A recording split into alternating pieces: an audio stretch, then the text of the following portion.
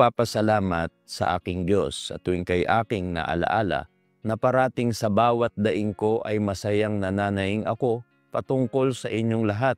Dahil sa inyong pakikisama sa pagpapalaganap ng Ebanghelyo mula ng unang araw hanggang ngayon, na ako'y may lubos na pagkakatiwala sa bagay na ito, na ang nagpasimula sa inyo sa mabuting gawa ay lulubusin hanggang sa araw ni Hesukristo. Purihin ang pangalan ng Panginoon.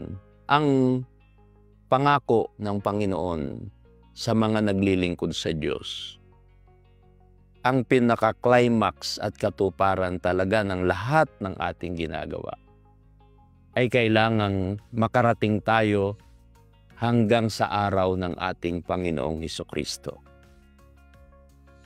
Iyon po ang dakilang pangako.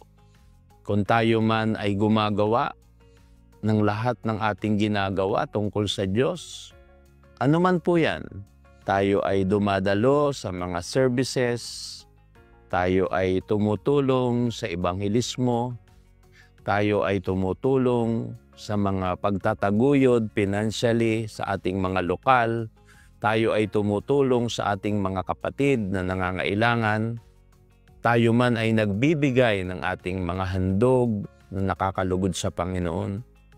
Alam naman natin na ang lahat ng ginagawa natin, ang lahat ng ating kagalakan ay malulubos, hindi lamang sa mga bagay na ukol dito sa lupa, kundi ang sabi ng Panginoon ay yung pangako hanggang sa kaarawan ng ating Panginoong Hesukristo.